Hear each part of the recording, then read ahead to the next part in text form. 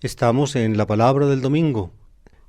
Ustedes saben que estamos en el tiempo ordinario. El tiempo ordinario es la mayor parte o cubre la mayor parte del año. El año litúrgico tiene dos grandes ciclos principales, el ciclo de Pascua y el ciclo de Navidad.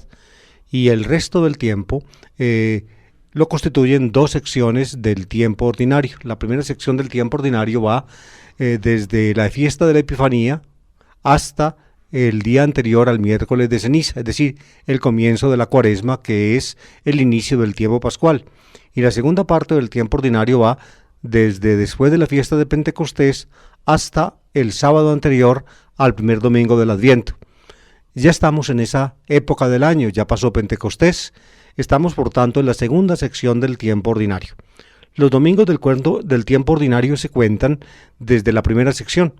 El primer domingo del tiempo ordinario cede su puesto a la fiesta llamada el Bautismo de Jesús, que al mismo tiempo es la culminación del tiempo de Navidad y del tiempo de Epifanía, el Bautismo de Jesús. Y luego los domingos siguientes ya empieza a numerarse como segundo, tercero, cuarto domingo del tiempo ordinario. Luego, cuando llega la segunda parte del tiempo ordinario después de Pentecostés, se reanuda la numeración.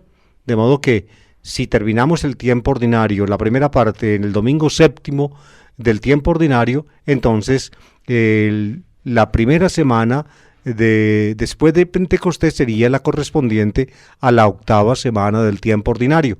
Pero como ese domingo es el domingo de Pentecostés, día culminante del ciclo ciclo pascual, entonces la misa del domingo es Pentecostés, pero los días siguientes ya son tiempo ordinario de la semana correspondiente a la numeración que, o al número que había alcanzado antes en la primera sección del tiempo ordinario. Es un poco complicado lo que yo estoy explicando. Sin embargo, de todas maneras creo que al menos a grandes líneas ustedes me entienden.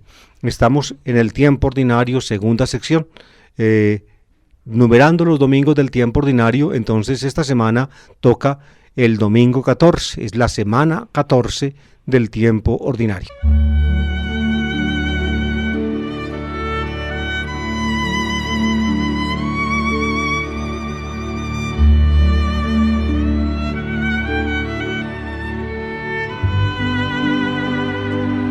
La liturgia de la palabra del tiempo ordinario tiene tres lecturas. En el tiempo ordinario, la primera lectura se toma del Antiguo Testamento, la segunda lectura de alguna carta apostólica y la tercera lectura, naturalmente, de los Evangelios. En el tiempo ordinario del ciclo C, las lecturas de los Evangelios son tomadas casi siempre del Evangelio de San Lucas, aunque sobre todo al comienzo del tiempo ordinario, pues el Evangelio de San Juan aporta también algo. De todas maneras, la lectura dominical de este domingo 14 del tiempo ordinario es del Evangelio de San Lucas. La primera lectura está tomada del profeta Isaías en el capítulo 66, la segunda de la carta a los Gálatas, de la cual habíamos estado leyendo los domingos anteriores pasajes, y la tercera del Evangelio de San Lucas, como les dije, en el capítulo 10, la misión de los 72 discípulos. Empecemos pues con la primera lectura del profeta Isaías. Dice así: Festejad a Jerusalén, gozad con ella todos los que la amáis, alegraos de su alegría, los que por ella llevasteis luto. Mamaréis a sus pechos, y os saciaréis de sus consuelos, y apuraréis las delicias de sus ubres abundantes.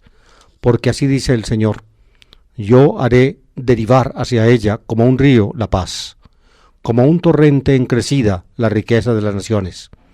Llevarán en brazos a sus criaturas, y sobre las rodillas las acariciarán, como un niño a quien su madre consuela. Así os consolaré yo. En Israel seréis consolados. En Jerusalén seréis consolados. Al verlo se alegrará vuestro corazón, y vuestros huesos florecerán como un prado. La mano del Señor se manifestará a sus siervos.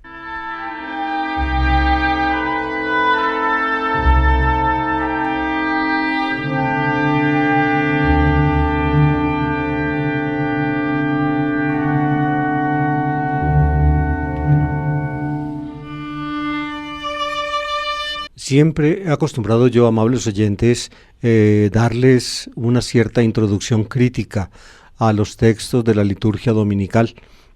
Para mí, pues, esta es como no solamente pues una ventaja que uno tiene por su formación erudita en estos temas, sino también una obligación, y pienso yo en conciencia. Fíjense, cuando uno lee, por ejemplo, obras aún recientes de personas que no comparten nuestra fe cristiana y que se comportan frente a ella, pues a veces con una agresividad casi sin límites, el reclamo que a menudo hacen tiene justificación en este sentido. Dicen que nosotros, los católicos sobre todo, le hemos dado a la gente un conocimiento absurdo de la Biblia, y tratan de demostrar pues que les hemos enseñado mal y que los hemos engañado, aduciendo digámoslo así, muchas de las intuiciones que desde la edad moderna, desde el siglo XVII, XVIII sobre todo, se han ido imponiendo en el estudio bíblico. Todo eso empezó, digamos, en el centro de Europa, en Alemania, en Francia, sobre todo en Alemania. Y entonces aducen pues ese argumento, digámoslo así, como para mostrar que la Iglesia Católica ha sido una engañadora de la gente. Lastimosamente, hay que reconocerlo, hemos dado pie a que se digan estas cosas. ¿Por qué? Porque lamentablemente, fíjense, a pesar de que hoy en día el análisis crítico de la Escritura, digamos, es algo tan común, se enseña si no en todas, al menos en la gran mayoría de las facultades de teología, si no todo el clero, al menos una altísima parte del clero del mundo estudia estas cosas. Y sin embargo, cuando uno escucha en medios masivos de comunicación católica, uno escucha todavía cosas como si finalmente no hubiera pasado agua debajo de los puentes en el estudio bíblico desde el siglo XVIII. Y se siguen diciendo, digamos, cosas que antes del siglo XVIII podían decirse, porque finalmente no habían, digamos, los cristianos encontrado acceso a la Biblia desde el punto de vista crítico. Pero que se digan hoy en día esas cosas, pienso yo que ya es un atentado.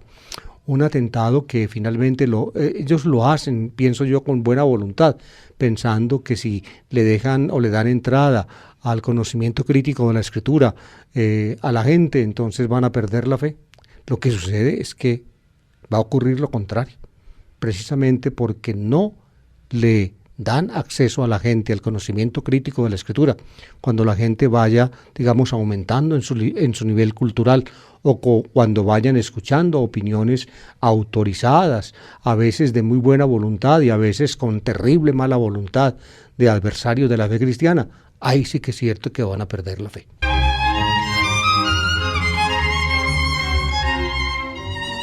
El libro de Isaías es una obra de compilación muy amplia.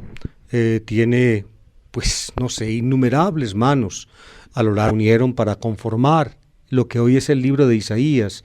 Todo debía empezar cuando actuó el llamado Isaías histórico, es decir, un profeta que actuó en Jerusalén en la segunda parte del siglo VIII a.C., cuando los asirios estaban en su cenit y habían logrado destruir el reino de Israel, el reino del norte, y avanzaban impetuosos contra el reino judío, pero finalmente no destruyeron la ciudad, pero luego la sometieron a su vasallaje.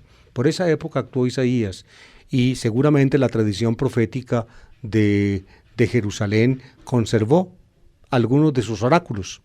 Pasó el tiempo y apareció, es decir, esos oráculos de Isaías, esa era digámoslo así, la palabra profética en Israel estaba viva, por eso los oráculos proféticos eran reconsiderados, releídos, reinterpretados. Eso lo llaman los eruditos alemanes, tienen en su idioma una palabra muy diciente para explicar esto, lo llaman Weiterschreibung, es decir, lo seguían escribiendo. Weiter significa más allá, Schreibung es el sustantivo de escribir, del verbo escribir, es decir, se seguían escribiendo los antiguos escritos, aumentaban, porque no se consideraban escritos ya terminados, sino que la inspiración profética les permitía a otros autores aportar lo suyo en nuevas circunstancias a los textos ya dados. En el siglo VI a.C., es decir, 2 siglos después del primer Isaías o del Isaías histórico, apareció un profeta cuyo nombre no se conservó y sus oráculos fueron añadidos al libro de Isaías. Se llamó, o lo llaman los eruditos, el segundo Isaías. Los oráculos del segundo Isaías están del capítulo 40 al 55 del libro de Isaías. Luego, en el siglo V, un siglo después del segundo Isaías, apareció otro profeta cuyos oráculos fueron añadidos al libro de Isaías, versículos 56 a 66. El pedacito que leímos hoy, por tanto, pertenece a la conclusión del libro de Isaías y, por tanto, al bloque que pertenece al tercer Isaías, siglo V antes de Cristo. La profecía del tercer Isaías ya es nítidamente escatológica. Les voy a explicar qué significa esa palabra. Eschatos en griego significa último y lógica viene de logos en griego, que significa palabra. Escatológico es lo que se dice, es decir, la palabra sobre las últimas cosas, sobre las últimas realidades. Fíjense, la sensación que tiene el ser humano es esta, de que finalmente las cosas terrenas, las cosas de este mundo, no responden a las profundas expectativas del alma. Es decir, el deseo humano de plenitud, el deseo humano, y sobre todo esto, digámoslo así, se vuelve acuciante en el campo religioso, es decir, cuando uno se pone frente a Dios y siente a Dios frente a uno, en el campo religioso entonces ninguna realización histórica, ninguna realización de este mundo alcanza realmente a presentar lo que Dios quiere y lo que Dios puede. Por eso entonces la obra de Dios, digámoslo así, se va empujando y empujando a un horizonte más allá de la historia. Esto es lo que se llama en teología el horizonte escatológico. Lo que Dios tiene para darnos no cabe en nuestro horizonte histórico. Por tanto, siempre, digamos, lo que Dios tiene para darnos va a asumir o va a revestir o va a ser, digamos, expresado por un lenguaje maravilloso donde el sueño y la realidad se intercompenetran, donde la ilusión supera, digamos, en una forma consecuente la estrechez y la pobreza de nuestra propia experiencia presente. La profecía del tercer Isaías se caracteriza por eso, es profecía escatológica, donde vivían los judíos después del exilio. El exilio ocurre en el siglo VI, después de la destrucción de Jerusalén. A fines del siglo VI cae Babilonia, viene Persia, y lentamente los judíos empiezan a recuperarse. Ezequiel trae para esa época una profecía bellísima, que ustedes seguramente han escuchado o leído en la Biblia, la de los huesos secos, cómo se juntan los huesos secos y se levantan del polvo y se vuelven otra vez y vuelven a vivir porque el Espíritu de Dios sopla sobre ellos. Así renace el pueblo, dice Ezequiel, de la muerte. Vuelve a ser otra vez el pueblo de Dios. Ese es el sentido de la profecía de Ezequiel, que es una profecía que hay que situar precisamente en la última parte del tiempo del exilio. Pues bien, Isaías, el tercer Isaías, queda más allá de esto. Están en Jerusalén, pero cuando contemplan la realidad histórica que les ha tocado, es una realidad histórica muy pobre. Apenas están rehaciendo de las ruinas. Han logrado reedificar un templo, pero ese templo en esplendor no es comparable con el antiguo templo de Salomón, que los babilonios redujeron a polvo y cenizas. Y entonces, ¿qué? Esta pobre realidad que están viviendo en el siglo V, ¿será finalmente la culminación de lo que Dios quiere para ellos? No, el alma dice otra cosa. Y por eso entonces prorrumpe el profeta Isaías en poesía tratando de explicar los anhelos del alma, tratando de darles forma. El pedacito que leímos hoy es eso, es una poesía que brota del fondo del alma, donde la esperanza, la ilusión toma forma. Festejad Jerusalén, gozad con ella, todos los que la amáis, alegraos de su alegría, los que por ella llevasteis luto. Jerusalén, ¿y qué era Jerusalén en esa época? Una pobre ciudad, casi mendicante. El imperio persa medio volvía los ojos hacia ella, pero tenía demasiado en qué ocuparse para reedificar unas ruinas que ya parecían ruinas sin remedio. Pero otra cosa pensaba el profeta, iluminado por Dios, le dice a los judíos que confíen, y pinta a Jerusalén con unos colores y con unas esperanzas que superan cualquier realización intrahistórica. Yo haré, dice el profeta, en nombre de Dios, yo haré derivar hacia ella como un río la paz, como un torrente en crecida las riquezas de las naciones. Eran unos pobres mendicantes en un bordecito del imperio persa. Y ya piensa el autor que sobre Jerusalén vendrán las riquezas de las naciones. Las riquezas de las naciones. Es decir, los pueblos que están alrededor y que son infinitamente más poderosos, más ricos, más bollantes que el pobre pueblo, llevarán en brazos a sus criaturas y sobre las rodillas las acariciarán. Es decir, el pueblo no terminará. Habrá criaturas nuevas, vendrán los niños, es lo que quiere decir el profeta. Es decir, no nos vamos a extinguir, seguiremos adelante por la historia. En fin, ahí tienen ustedes como una visión sintética del puntico de Isaías. Es decir, cuando el hombre se coloca o se pone en su propia miseria, en la propia realidad doliente en que vive frente a Dios, entonces tiene mucho más que esperar de lo que la realidad presente le promete. Dios tiene mucho más que dar que nosotros que pedirle.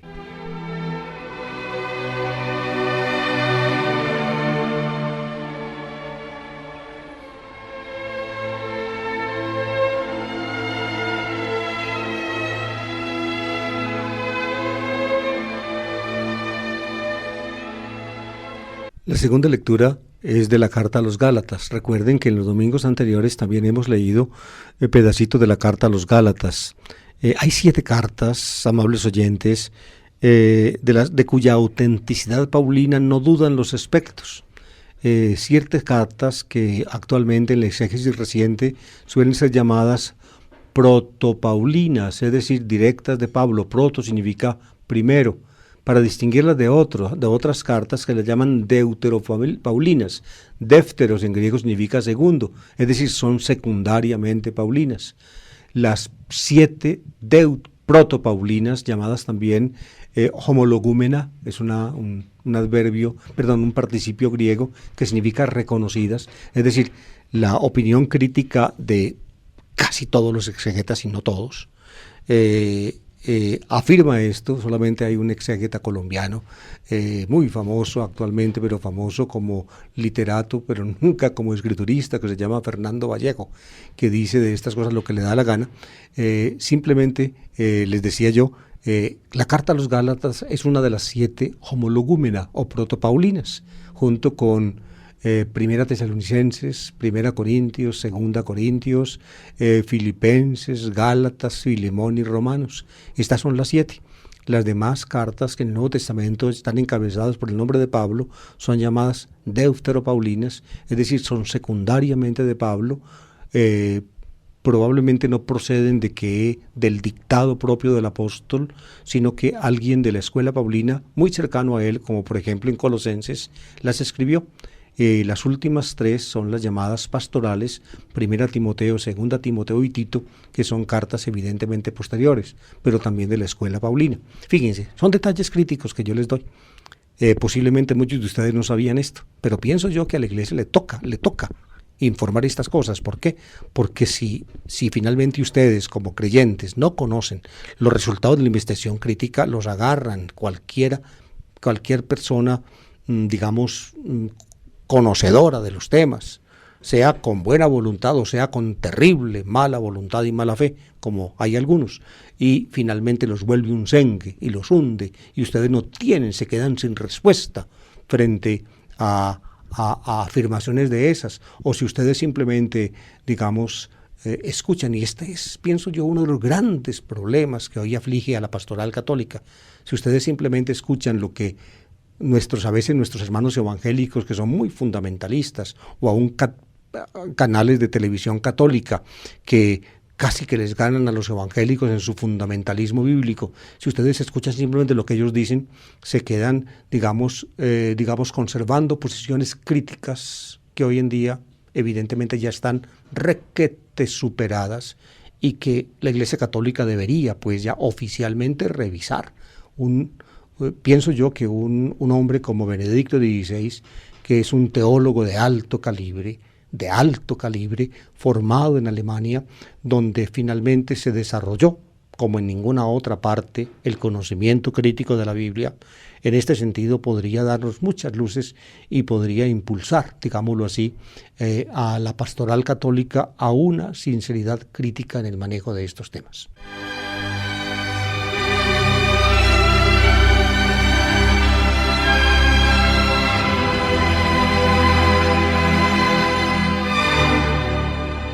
La carta a los Gálatas es un escrito muy polémico de San Pablo. Las demás cartas también tienen su polémica, sobre todo las cartas a los Corintios, pero pienso yo, si con alguna comunidad San Pablo se muestra contrariado, es con la de Galacia. Con los Corintios también se muestra contrariado, porque allá le pasaron muchas cosas malucas a él. Sin embargo, siempre conservó la esperanza de que esa comunidad permanecería al lado suyo, que nunca lo negaría como su apóstol, y lo consiguió.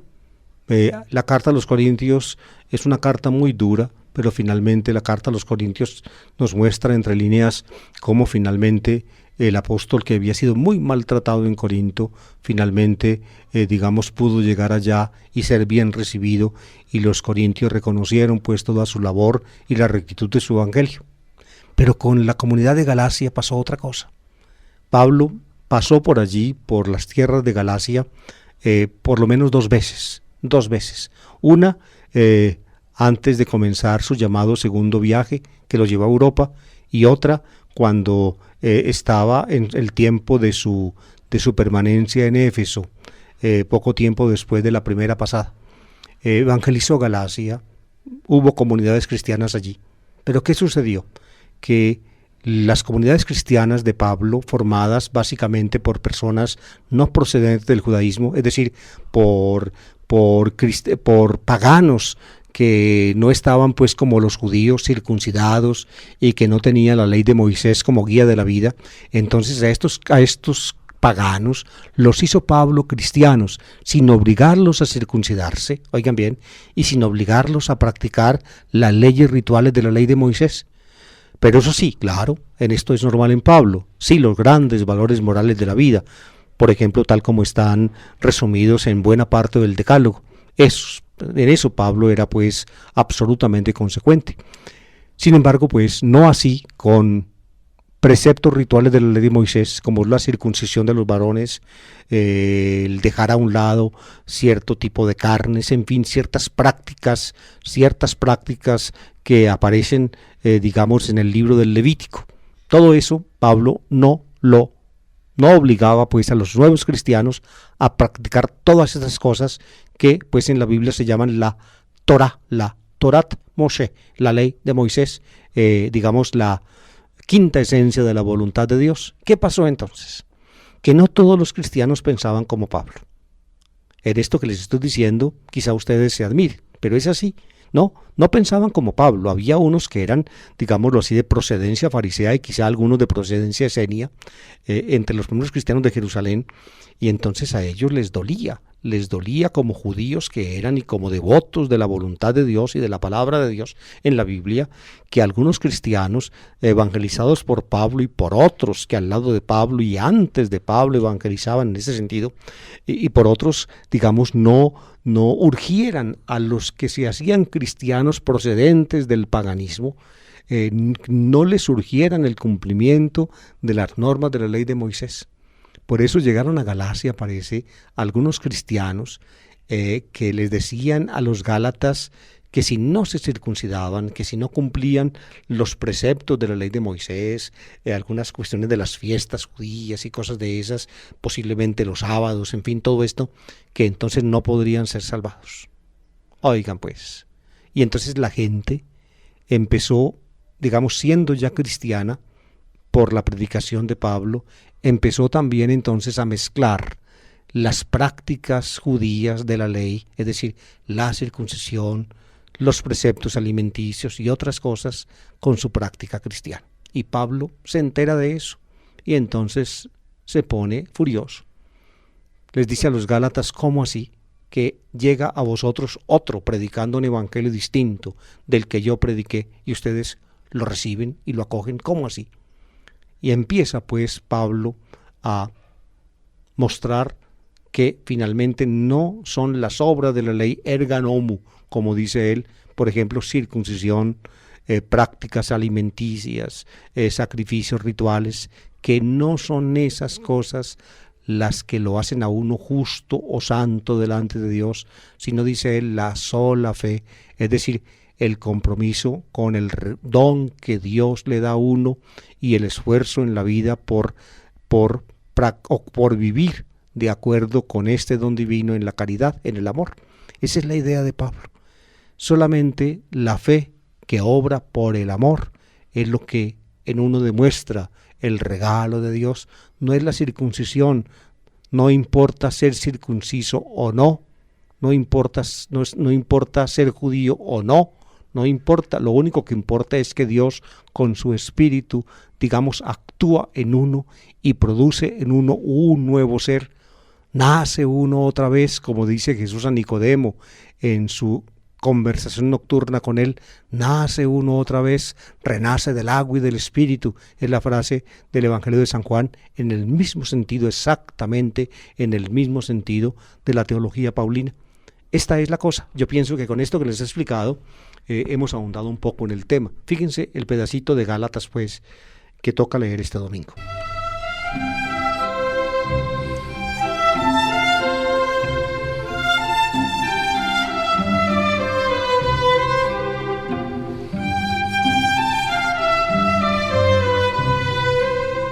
Precisamente el pasaje es el final de la carta a los Gálatas, capítulo 6, versículos 14 y 18, la conclusión de la carta.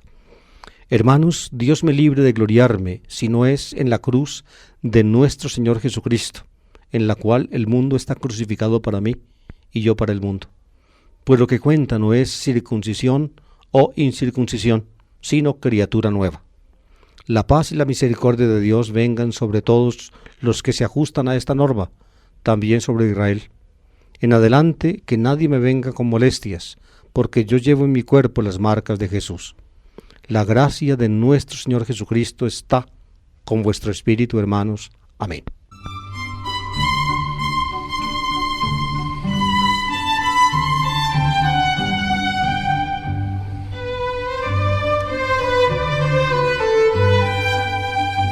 Fíjense, el judío como, digámoslo así, como heredero de la historia salvífica de Dios con Israel, se gloriaba en las instituciones de Dios para Israel.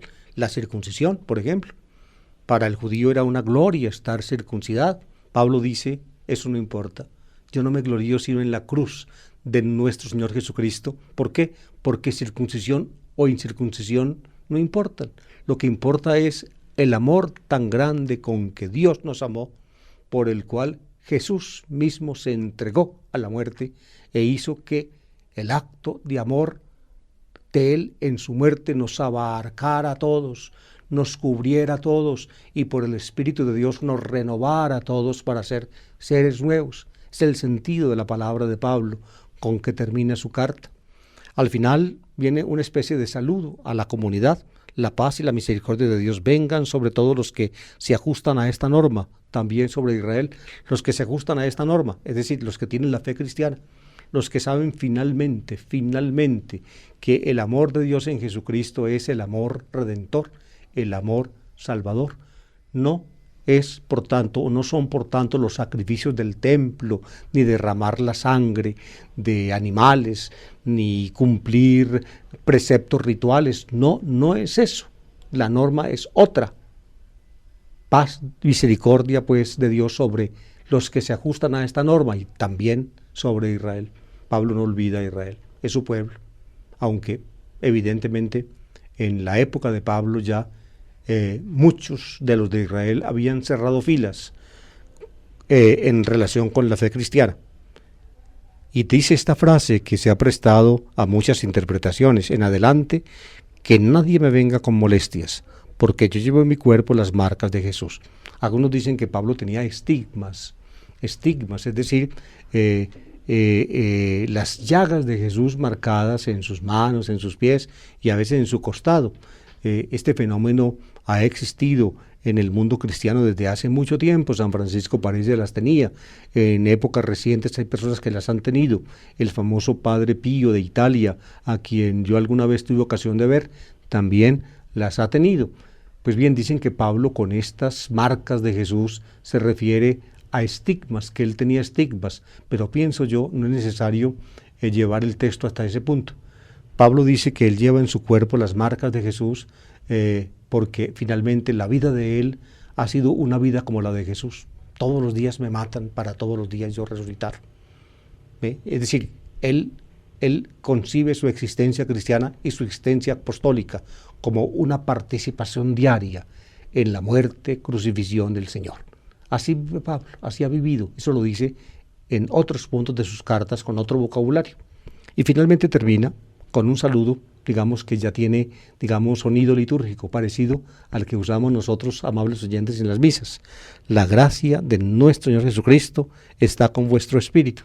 Fíjense, en esta frase prácticamente se acumulan aquel saludo que usábamos tanto cuando la misa era en latín, Dominus vobiscum, el Señor con vosotros, y contestábamos et cum spiritu tuo, es decir, con tu espíritu, es decir, con tu realidad interior que finalmente está llena de Dios.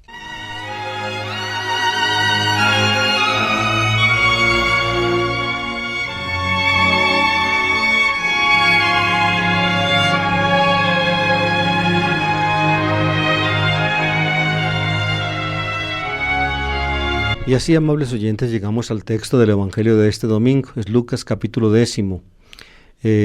Fíjense, este capítulo está situado en una sección importante del Evangelio de Lucas, que es llamada la sección de la marcha, 9:51 a 18:14. Jesús, pues, encamina sus pasos a Jerusalén y durante la marcha hace una misión de discípulos, es decir, envía a discípulos que están con él. Aquí se habla de 70 o 72. Los códices fluctúan en los dos números. En todo caso, entre los dos números, en todo caso, los envía para que se le adelanten y vayan antes que él a toda ciudad y aldea a la cual él piensa llegar.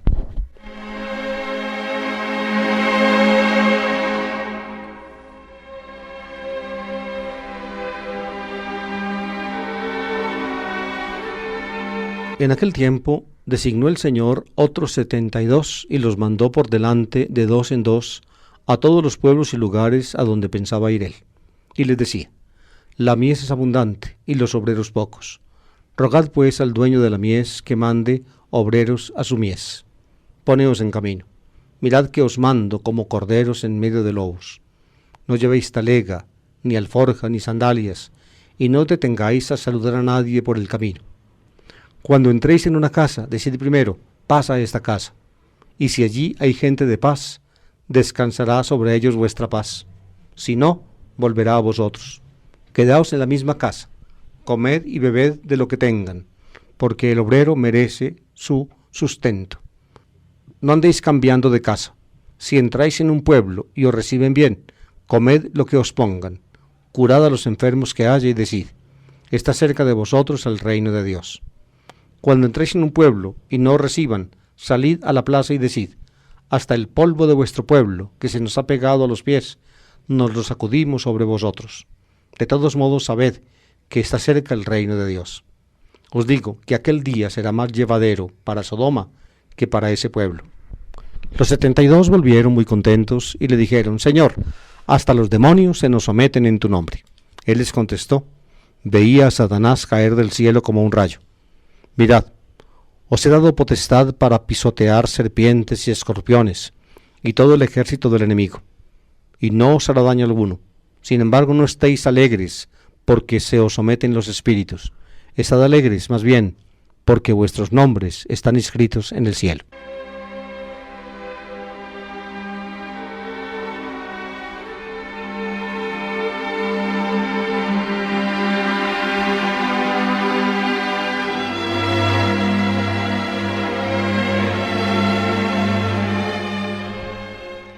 El texto, pues, amables oyentes, trata de la misión de los discípulos. Misión. Expliquemos el nombrecito. La palabra castellana misión viene del verbo latino mittere, que significa enviar. Y misión es, por tanto, envío. Envío. Misionero es enviado. Mittere, mittere. Por eso, el que envía una carta, ¿cómo se llama? Remitente. Remitente. Él envía la carta. Mitente, remitente. El que envía la carta. ¿Ve? La carta, ¿cómo se llama? Misiva. Misiva. Misión, misiva, remitente, misionero. Ustedes ven, el verbo latino básico es mittere. El verbo en castellano no existe. No decimos mitir, pero sí decimos emitir. ¿Se dan cuenta? No decimos mitir en el sentido de enviar, pero sí decimos remitir. ¿Ve? O también decimos emitir, o también decimos permitir. Fíjense, la raíz latina, mittere, existe en castellano como verbo no sola, pero sí compuesta con preposiciones: permitir, remitir, emitir, en fin, no, en este momento no me llega otra a la mente. Misión de los discípulos. Ahora vamos a los evangelios. Los evangelios, los sinópticos, Mateo, Marcos y Lucas, traen la misión de los discípulos. Y fíjense cómo la traen. En Marcos, en la primera parte del Evangelio, Marcos resume el material de los discípulos en esta forma. Primero habla de la vocación de los primeros discípulos. Más adelante habla de que Jesús de sus discípulos constituye un grupo de 12, y dódeca, los 12. Y luego habla de que a estos discípulos instituidos Jesús los envía de 2 en 2. Eso lo hace Marcos en el capítulo sexto. Mateo reúne lo concerniente a los discípulos casi todo en los capítulos 9 y 10. Crea pues un bloque completo de los discípulos. Esto se debe a la intención sistematizante de Mateo. Mateo es un evangelio que quiere ser sistemático. El evangelista junta cosas y forma complejos, digamos, más vastos, más amplios. ¿Qué hace Lucas? Estamos en el evangelio de Lucas. Fíjense cómo hace Lucas. Lucas tiene frente a sí dos fuentes principales. Una es Marcos y otra es la llamada Q, la fuente Q, que tiene en común con Mateo. Fíjense, de la misión de los discípulos, Lucas tiene dos relatos diferentes. Uno lo encuentra en Marcos y lo trae Lucas en el capítulo 9. Un relato paralelo a ese lo encuentra Lucas en Q y lo trae en el capítulo 10. Por eso en Lucas se habla 2 veces de la misión de los discípulos. La primera vez en el capítulo 9, Lucas habla de la misión de los 12 apóstoles. Y como sabe que el material es muy parecido, entonces en el capítulo 10 ya no menciona a los 12 apóstoles, sino que introduce una figura de la cual solamente Lucas da razón, que son los famosos 72. Los 72, también a eso los envía Jesús, pero resulta que las cosas que les dice a los 12 apóstoles en el capítulo 9 son muy parecidas a las que les dice a los 72 en el capítulo 10. La diferencia es que lo que les dice a los 12 apóstoles en el 9, Marcos lo toma de su fuente Marcos. Lucas lo toma de su fuente Marcos, y lo que le dice a los 72, Lucas lo toma de su otra fuente Q. ¿Cómo sabemos eso? Pues ¿por qué? Porque también tenemos a Mateo. Cuando Mateo en el capítulo 10 habla de la misión de los apóstoles, de los 12, Mateo no separa el texto de Marcos del texto de Q, sino que los entremezcla. Lucas no hace eso. Lucas, digamos, respeta sus dos fuentes. Lo de Marcos lo pone en el capítulo 9 y lo de Q lo pone en el capítulo 10. ¿Cómo hago yo para saber todo eso? Pues porque he estudiado, porque para poder saber todo eso, mis queridos amigos, tiene uno que agarrar los evangelios y estudiarlos, expurgándolos palabra por palabra y comparando aquí, comparando allá. Pero lo que yo les estoy diciendo ahora es algo que pertenece pues al bagaje de conocimientos si no de la totalidad, sí de la mayor parte de los estudiosos actuales del Nuevo Testamento. ¿Qué quiere decir esto? Lo que estamos diciendo de la misión de los discípulos, amables oyentes, yo estoy dándoles un resumen crítico, más adelante me ocuparé un poco del sentido del texto, pero pienso yo que es urgente que ustedes conozcan la parte crítica de la Escritura, porque los ataques furibundos de algunos a la Iglesia Católica, precisamente porque presenta la Escritura en una forma inadecuada, absolutamente inadecuada, y esta inadecuación es actualísima, uno la encuentra en canales católicos que presentan las cosas como si en los últimos 3 siglos la Biblia no hubiera sido estudiada. En todo caso, fíjense, la cuestión es esta: la fuente Marcos y la fuente Q trataban en buena parte, las mismas cosas. De modo que hay cosas que se transmitieron doblemente, una en Marcos, otra en Q. Y por eso encuentra uno, fíjense, amables oyentes, en Lucas, sobre todo en Lucas, pero también en Mateo, cómo se repiten palabras de Jesús. ¿Por qué? Porque una vez la traen según Marcos y otra vez el mismo dicho lo traen según Q. Uno encuentra eso repetidamente cuando estudia los evangelios de Mateo y Lucas. Por ejemplo, para caer en lo que estamos estudiando, por ejemplo, en el texto de la misión de los discípulos. Lucas capítulo 10, la misión de los discípulos según la fuente Q. Encuentra uno ecos de ello en Mateo 10 y en el capítulo 9 de Lucas, la misión de los discípulos de los 12 apóstoles según Marcos. Uno encuentra eco de ello también en Mateo 10. Mateo mezcla las dos fuentes, Marcos y Q. Lucas las distingue.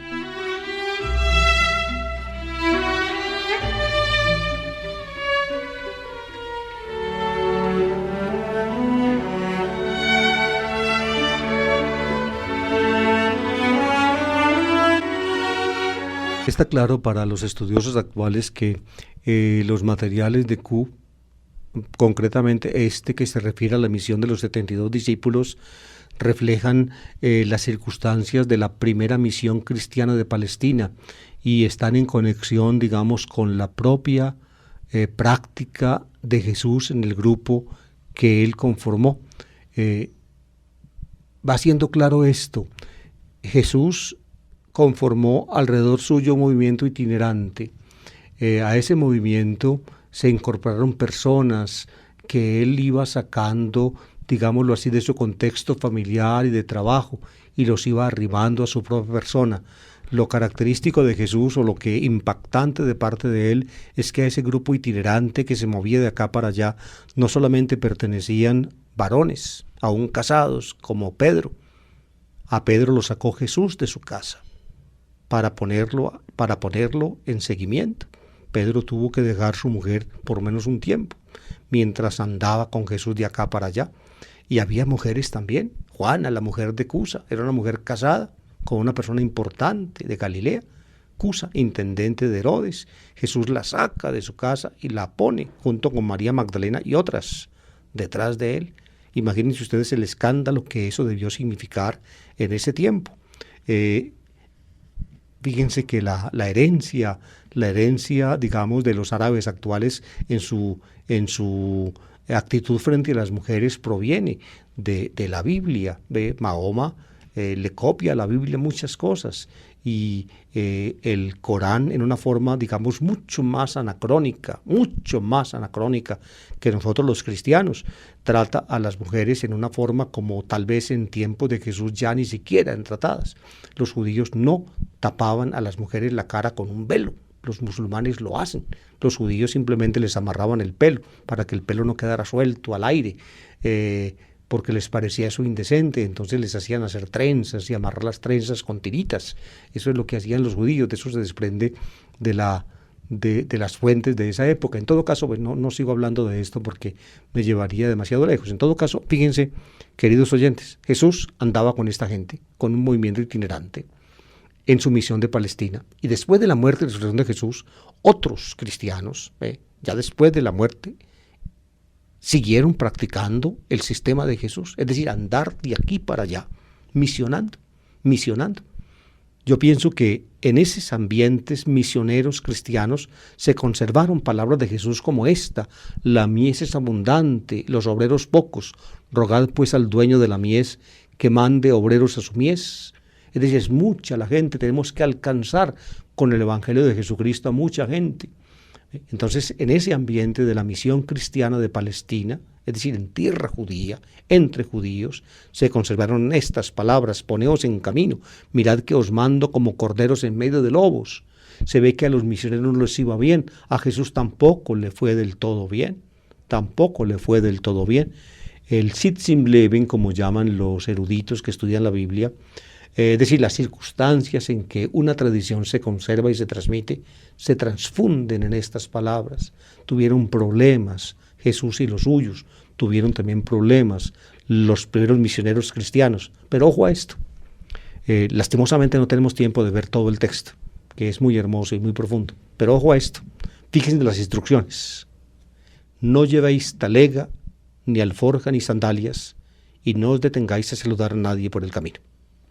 Ni talega, ni alforja, ni sandalias. Es decir, no lleven provisiones.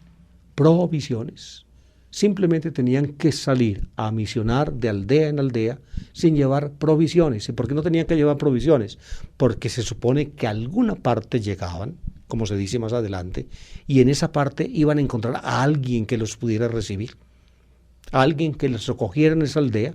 Entonces que entraran en esta casa, si en esta casa los recibían bien, les podían dar el saludo de paz. Es el saludo de paz, es el saludo hebreo, la paz contigo o con vosotros, Shalom Aleichem, así se dice en hebreo. Todavía los judíos saludan así, es el saludo de paz, ese es el puro saludo palestinense lo daban. Sí, el saludo era bien respondido y los misioneros acogidos se tenían que quedar allí y recibir lo que les dieran. Por tanto, la familia donde se alojaban lo sustentaba. El obrero merece su salario, dice Jesús. De ahí viene la práctica de los misioneros cristianos, ¿ven?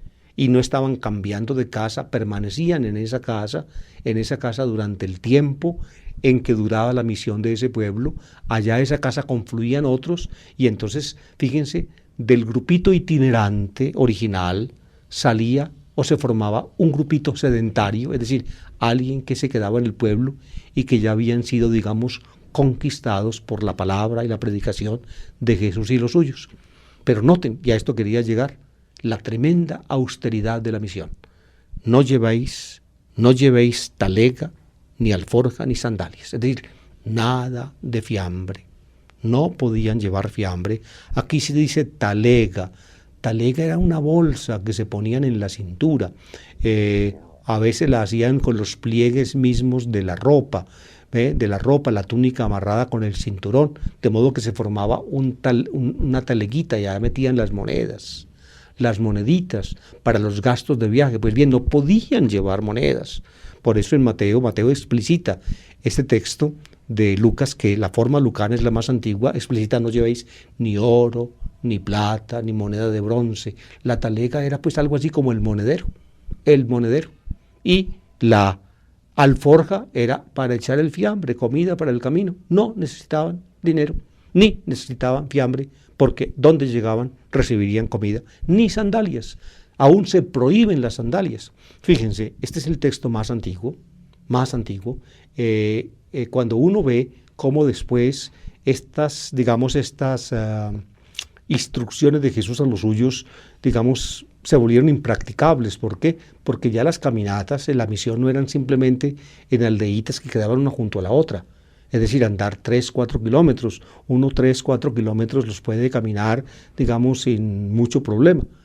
Pero cuando ya uno camina más sin sandalias, entonces le forman ampollas. Por eso, si ustedes comparan este texto de Q con la tradición de Marcos, en Marcos capítulo 6, ahí se permiten las sandalias. Marcos permite las sandalias y aún más añade el bastón. ¿Por qué? Porque para un viaje largo sin sandalias es imposible, porque los pies no aguantan. Y para un viaje largo el bastón es imprescindible. ¿Por qué? Porque si no, ¿cómo se defiende uno de un alacrán, de una serpiente o aún de un atracador? Entonces, fíjense, cuando pasa del ambiente de Palestina, como es este texto, a un ambiente más amplio en el mundo, las instrucciones de Jesús comienzan a cambiar. Es decir, se acepta después lo que en un comienzo estaba prohibido. Sandalias, también bastón. Después sandalias y bastón son aceptados.